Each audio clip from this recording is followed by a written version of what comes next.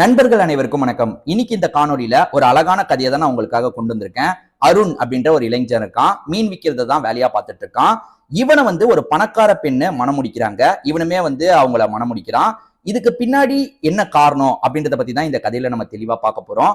முதல்ல அருணை பத்தி சொல்லணும்னு வச்சுக்கோங்களேன். ஒரு கிராமத்தை சேர்ந்தவன். மேக்சிமம் இந்த கிராமத்துல மீன் பிடிக்கிறது தான் தொழிலா பண்ணிட்டு இருக்காங்க. அருணோட அப்பாவும் அந்த வேலையை தான் பண்ணிட்டு இருந்தாரு. அருணை பொறுத்த வரைக்கும் அப்பப்ப அப்பாக்கும் அம்மாக்கும் ஹெல்ப் எல்லாம் பண்ணுவான். இவனுக்கு ஒரு தங்கச்சி வேற இருக்காங்க. அப்பா உடம்பு முடியாம போனதுக்கு அப்புறம் தான் பிரச்சனை ஆரம்பிக்குது. அது வரைக்கும் அருண் படிச்சுட்டு தான் இருந்தான். நல்லாவே படிப்பான். 12th வரைக்கும் நல்ல மார்க் தான் வாங்கினா. காலேஜ் இந்த படிப்பு படிக்கணும், அதே மாதிரி நம்ம எப்படியாவது IAS ஆகணும், அந்த மாதிரி நிறைய கனவுலாம் அருணுக்கு இருந்தது. பிரச்சனை என்னன்னு பாத்தீங்கன்னா, அப்பாவுக்கு உடம்பு முடியாம போனோன்னு அதுக்கப்புறம் ஒவ்வொரு வேலையா இவன் செய்ய ஆரம்பிக்கிறான். ஒரு ஸ்டேஜ்ல அப்பா இறந்தே போயிடுறாரு. இப்ப அம்மா தங்கச்சியை இவன் தான் பாத்துக்கணும். தங்கச்சி பெருசா படிக்கல. இவனுக்கு துணையா சில ஹெல்ப் எல்லாம் பண்றாங்க. வீட்டோட ஆண்மகனா அருண் தானே இருக்கான். அதனால அருண் இன்னும் அதிகமா வேலை பார்க்க வேண்டி இருக்கு. இவனை பொறுத்த வரைக்கும் படிப்புல ரொம்ப இன்ட்ரெஸ்ட் இருக்கிறதா சொன்ன பாத்தீங்களா. முன்ன மாதிரி புக் எடுத்து இவனுக்கு படிக்கிறதுக்கு டைம்லாம் இல்ல. ஏன்னா வேலை பார்க்கறதுக்கே சரியா இருக்கு. அதாவது குளத்துல இருந்து மீனை பிடிக்கணும், அந்த மீனை வியாபாரம் பண்ணணும். இதை தான் தொடர்ச்சியா பண்ணிட்டு இருக்கான். இவனை பொறுத்த வரைக்கும் தங்கச்சி எப்படியாவது படிக்க வைக்கலாம் அப்படின்ற மாதிரிலாம் ஆசைப்படுறான். அதாவது நம்ம 12th வரைக்குமாவது படிச்சிட்டோம், ஆனா தங்கச்சி அது அளவுக்கு கூட படிக்கல, தங்கச்சியை படிக்க வைக்கலான்ற மாதிரிலாம் யோசிக்கிறான். ஆனா அம்மாவை பொறுத்த வரைக்கும் தங்கச்சிக்கு ஏற்கனவே 17-18 வயசு ஆயிருச்சு, நம்ம கல்யாணத்தை பத்தி யோசிக்கணும், அதுக்காக 4 காசு சேர்க்கணும் அப்படின்ற மாதிரிலாம் இவன் கிட்ட சொல்லிட்டு இருக்காங்க. இவனுக்கு நிறைய பிரஷர் இருக்கு. அதாவது இவனை பொறுத்த வரைக்கும் படிக்கணும்ன்ற ஆசை இருக்கு. ஆனா அதுக்குள்ள தங்கச்சியோட கல்யாணத்துக்கு 4 காசு சேர்க்கணும்ல, அதெல்லாம் யோசிச்சு இவன் ரொம்ப கஷ்டப்பட்டு இருக்கான். வியாபாரம் முடிச்சுட்டு ரொம்ப லேட்டா தான் வீட்டுக்கு வருவான். அதாவது இவன் சம்பாதிக்கிற காசெல்லாம் அன்னன்னைக்கு செலவுக்கே சரியா போயிருது. பெருசா எதுவும் சேர்த்து வைக்க முடியல. ஆனா அருணை பொறுத்த வரைக்கும் வேலையில ரொம்ப நேர்மையானவன். இப்ப மீன் விற்கிற வேலை பார்த்துட்டு இருக்கானா, ரொம்ப நியாயமான ரேட்டுக்கு தான் விற்பான். சரி, இவங்க நிறைய சொன்னாலும் வாங்குவாங்கன்ற மாதிரி ஆளை பார்த்தாலும் நேர்மையா தான் அவனோட வியாபாரத்தை பண்ணுவான். இதை தாண்டி சிலர் கஷ்டப்படுறவங்க இருப்பாங்க பாத்தீங்களா, அவங்களுக்கு எல்லாம் இலவசமாவே மீன்லாம் தருவான். அந்த அளவுக்கு பேசிக்காவே ரொம்ப நல்ல நேச்சர் கொண்டவன் அப்படின்றது நமக்கு தெரிய வருது. இப்பதான் நகரத்துல இருக்க நித்யான்ற ஒரு பெண்ணை காட்டுறாங்க. இவங்களை பொறுத்த வரைக்கும் ஒரு பெரிய பணக்கார குடும்பத்தை சேர்ந்தவங்களா இருப்பாங்க. ஆக்சுவலா இவங்க வாழ்க்கையில இப்ப ஏகப்பட்ட கஷ்டம் போயிட்டு இருக்கு. அது என்னன்னு பாத்தீங்கன்னா, இவங்க பணக்கார வீட்டு பொண்ணு இல்ல. அதனால 22-23 வயசு இருக்கும் போதே இவங்களுக்கு வீட்டுல கல்யாணம் பண்ணி வச்சிருப்பாங்க. அவருமே ஒரு பெரிய தொழிலதிபரா தான் இருப்பாரு. அந்த தொழிலதிபரை கல்யாணம் பண்ணதுல இருந்து இவங்க வாழ்க்கை ரொம்ப மோசமா தான் போயிட்டு இருக்கு. என்னன்னா, பேரண்ட்ஸ் பணக்கார மாப்பிள்ளைன்ற மாதிரி கல்யாணம் பண்ணி வச்சிட்டாங்க. ஆனா அவரை பொறுத்த வரைக்கும் எப்ப பாரு பிசினஸ் அப்படின்ற மாதிரி தான் சுத்திட்டு இருந்தாரு. இவங்க கூட போதுமான அளவுக்கு டைமே ஸ்பெண்ட் பண்ணல. கல்யாண வாழ்க்கையில இவங்க நித்யான்றவங்க ரொம்ப கஷ்டப்பட்டு தான் இருந்தாங்க. இந்த நிலைமையில பிசினஸ் விஷயமா வெளியூருக்கு போகும்போது ஆக்சிடென்ட் ஆகி ஹஸ்பண்ட் இறந்து போயிடுறாரு. சோ இவங்களை பொறுத்த வரைக்கும் கல்யாண வாழ்க்கையில பெருசா பிடிப்புலாம் இல்ல. ஹஸ்பண்ட் இறந்து போனதுக்கு அப்புறம் என்ன பண்றதுன்னு தெரியல. நித்யாவோட வீட்டை சேர்ந்தவங்களும் இதையே காரணமா சொல்லி இவங்க பெருசா எங்கேயுமே அலோவ் பண்றது இல்ல. அதாவது இவங்க இதுக்கு முன்னாடி பிசினஸ் வேலை எல்லாம் கொஞ்சம் பார்த்திருப்பாங்க. ஆனா கல்யாணம் முடிஞ்சதுக்கு அப்புறம் ஹஸ்பண்ட் நீ பிசினஸ் வேலை எல்லாம் பார்க்க வேணாம், நான் பாத்துக்கிறேன்ற மாதிரி அவர் கையில எடுத்திருப்பாரு. இப்ப ஹஸ்பண்ட் இறந்து போயிட்டார்ல, நம்ம பிசினஸ் பண்ணலான்ற மாதிரி யோசிக்கிறாங்க. ஆனா இப்ப கூட அண்ணனுங்க இருக்காங்கல்ல, நாங்க பாத்துக்கிறோம் அப்படின்ற மாதிரி சொல்றாங்க. அதே மாதிரி அப்பாவும் நீலாம் இதை பண்ண வேணாமா அப்படின்ற மாதிரி சொல்றாரு. ஆக மொத்தத்துல இவங்க பணக்கார வீட்டு பெண்ணா இருந்தாலும் இவங்களை பொறுத்த வரைக்கும் எல்லாத்துல இருந்தும் இவங்களை ஒதுக்கி வச்சுக்கிட்டே இருக்காங்க. இந்த நிலைமையில 2வது கல்யாணம் இவங்களுக்கு பண்ணி வைக்கலாமான்ற மாதிரி யோசிக்கிறாங்க. ஃபர்ஸ்ட் கல்யாணத்தை எவ்வளவு அவசரமா பண்ணாங்களோ அதே மாதிரிதான் 2வது சம்பந்தத்தையும் பாக்குறாங்க. பெரிய தொழிலதிபர் மாப்பிள்ள அப்படிதான் பாக்குறாங்க. நித்யாக்கு இதுல சுத்தமா விருப்பம் கிடையாது. ஃபேமிலி கிட்ட சொல்லாம கொள்ளாம எங்கேயாவது போயிடலாமா அப்படின்ற மாதிரிலாம் யோசிக்கிறாங்க. அப்படி முடிவெடுத்த நித்யா ஒரு கிராமத்துக்கு கிளம்புறாங்க. அது என்ன கிராமம்னு பாத்தீங்கன்னா, அருண் ஒரு கிராமத்துல இருக்காரு பாத்தீங்களா, அந்த கிராமத்துக்கு தான் கிளம்புறாங்க. நித்யாவை பொறுத்த வரைக்கும் அந்த கிராமத்துக்கு வந்துடுறாங்க. நித்யா இருக்காங்க பாத்தீங்களா, கொஞ்சம் காசு இவங்களோட தேவைக்காக கொண்டு வந்திருப்பாங்க. இந்த காசு மூலியமா ஒரு சாதாரண வாழ்க்கையை நம்ம வாழ்ந்து பார்க்கலான்ற மாதிரி யோசிக்கிறாங்க. இப்படி ஊருக்கு வந்தவங்களை எல்லாருமே அங்க தேடிட்டு இருக்காங்க. ஒரு ஸ்டேஜ்ல நித்யா என்ன பண்றாங்கன்னா, அம்மாவை மட்டும் கான்டாக்ட் பண்றாங்க. இந்த மாதிரி தான் நான் வந்துட்டேன், நீங்க இதை பத்தி யார்கிட்டயும் சொல்லாதீங்க, ஃப்ரெண்டு வீட்டுக்கு போயிருக்கா, அப்படி இப்படின்னு எப்படியாவது சமாளிங்க, ஆனா நான் இங்க ரிலாக்ஸா ஒரு வாழ்க்கையை வாழலான்ற முடிவுல இருக்கன்ற மாதிரி அம்மா கிட்டே இவங்க சொல்லிடுறாங்க. ரிலாக்ஸா ஒரு வாழ்க்கையை வாழ்ந்துட்டு இருக்காங்க. அது என்னன்னா, சாதாரண ஒரு ஏழை குடும்பத்தை சேர்ந்தவங்க எப்படி வாழ்வாங்களோ அந்த மாதிரி தான் வாழ்ந்துட்டு இருக்காங்க. இவங்களுக்குன்னு ஒரு வாடகை வீடை பார்த்துடுறாங்க. அங்க இருந்து இவங்களோட வாழ்க்கையை வாழ்ந்துட்டு இருக்காங்க. அப்படி இவங்க சந்தை பக்கம் வரும்போதுதான் அருணை வாட்டியா பாக்குறாங்க. அருண் மத்தவங்க கிட்ட பழகுற விதத்தெல்லாம் கவனிக்கிறாங்கல்ல, இவங்களுக்கு என்னமோ தெரியல, அருணை பிடிச்சிருக்கு. இவங்களுமே அவர்கிட்ட மீன் வாங்குறதுக்காக வராங்க. 2 பேருமே பேசி பழகுறாங்க. 2 பேருமே ரொம்ப வருஷம் பேசி பழகினவங்க மாதிரி பேசிக்க ஆரம்பிச்சிடுறாங்க. ஏன்னா அருண் இயல்பாவே எல்லார்கிட்டயும் நல்லா தான் பேசுவாரு. நித்யா ஹஸ்பண்டை இழந்ததுக்கு அப்புறம் அதே மாதிரி குடும்பத்தினால நிறைய டார்ச்சர் அனுபவிச்சதுக்கு அப்புறம் கொஞ்சம் உடஞ்சு போயிருப்பாங்க. ஆனா அருண் கிட்ட பேசினதுக்கு அப்புறம் இவங்க கிட்ட நிறைய மாற்றங்கள்லாம் தெரியுது.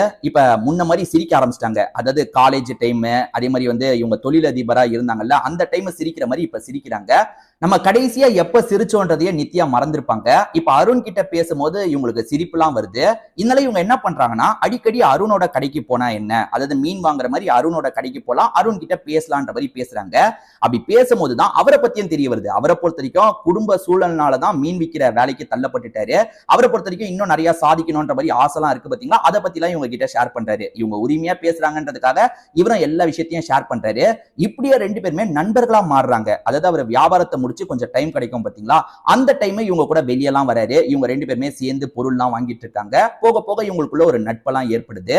இப்படியே போயிட்டு இருக்கும் போது அவருக்கு ஒரு செக்கிங் வச்சா என்னன்ற மாதிரி யோசிக்கிறாங்க. அதாவது நித்யா வந்து அவர் நல்லவர் தானா அப்படின்றத செக் பண்ணும் அப்படின்ற மாதிரி யோசிக்கிறாங்க. நித்யாக்கு சிட்டில நிறைய ஃப்ரெண்ட்ஸ் இருப்பாங்கல்ல, அதுல ஒரு பொண்ணை இவங்க இந்த ஊருக்கு வர வைக்கிறாங்க.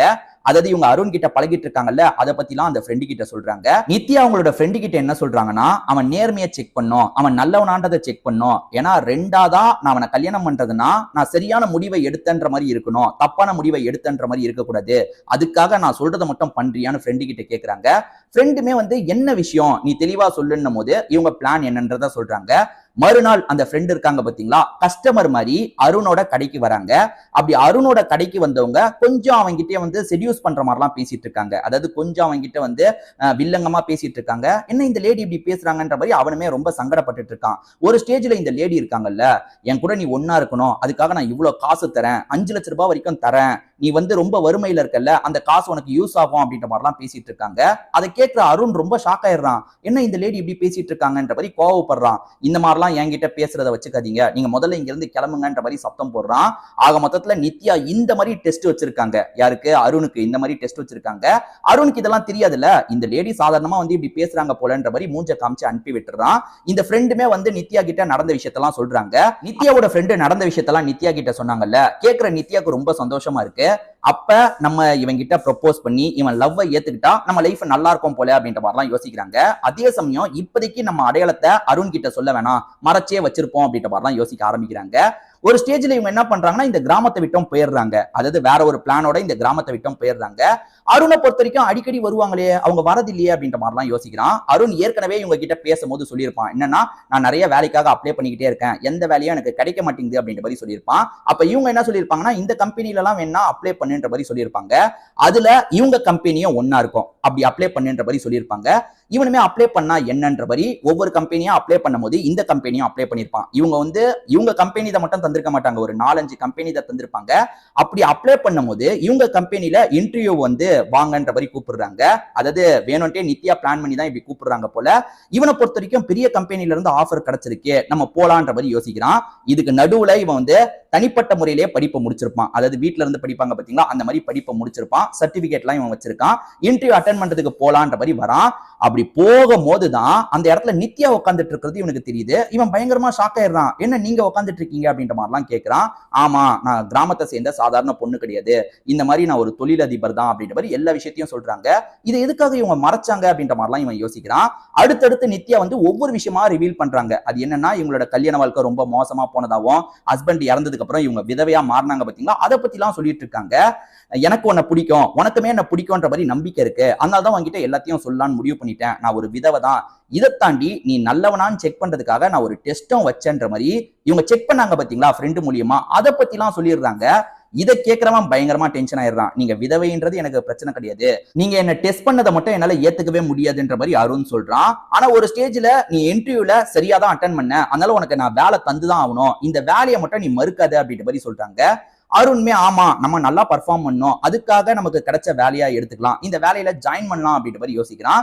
இவன் ஜாயின் பண்ணி இவனோட வேலையை பார்த்துட்டு இருக்கான். ஆனா நித்யா இருக்காங்கல்ல, எப்படியாவது திரும்பி இவனை பேச வைக்கணும், இம்ப்ரெஸ் பண்ணணும் அப்படின்ற மாதிரி சில விஷயங்கள் பண்றாங்க. இவன் முதல்ல பெருசா கண்டுக்க மாட்டான். ஆனா போக போக இவனுக்குமே வந்து ஏற்கனவே இவனுக்கு நித்யாவை பிடிக்கும், ஆனா நித்யா இப்படி ஒரு விஷயத்த பண்ணிட்டாங்களே அப்படின்ற மாதிரி தான் இவன் கோவத்துல இருந்திருப்பான். இப்ப திரும்பி நித்யா மேல வந்து இவனோட பார்வை திரும்ப ஆரம்பிக்குது. அதே சமயம் நித்யாவோட ஃபேமிலியை சேர்ந்தவங்களுக்கு இந்த விஷயம்லாம் தெரிய வருது. அதாவது நித்யா வந்து ஒரு சாதாரண ஆளை கல்யாணம் பண்றதுக்கு பிளான் வச்சிருக்காங்கன்றது தெரிய வந்துருது. அப்ப அப்படி கல்யாணம் முடிச்சா சொத்தெல்லாம் அவனுக்கு போக வாய்ப்பு இருக்கே, அதுக்கு நம்ம அலோவ் பண்ணக்கூடாதுன்ற மாதிரி நிறைய விஷயங்களை பண்றாங்க. என்ன பண்றாங்கன்னா அருண் வேலை முடிச்சுட்டு போயிட்டு இருக்கும் போது ஒரு ஸ்டேஜ்ல அருணை லாக் பண்ணி, நீ நித்யா விட்டு விலகிருன்ற மாதிரி வார்னிங் எல்லாம் கொடுத்துட்டு இருக்காங்க. அருண், நானே கூட விலகிடுவேன், ஆனா நீங்க மிரட்டிலாம் நான் விலக முடியாது, நித்யா மனசுல என்ன இருக்கோ அதுதான் முடிவுன்ற மாதிரிலாம் பேசிடுறான். சொந்தக்காரங்க வேற ஏதாவது பண்ணலாமா அப்படின்ற மாதிரி சதி திட்டம் எல்லாம் போட்டுட்டு இருக்காங்க.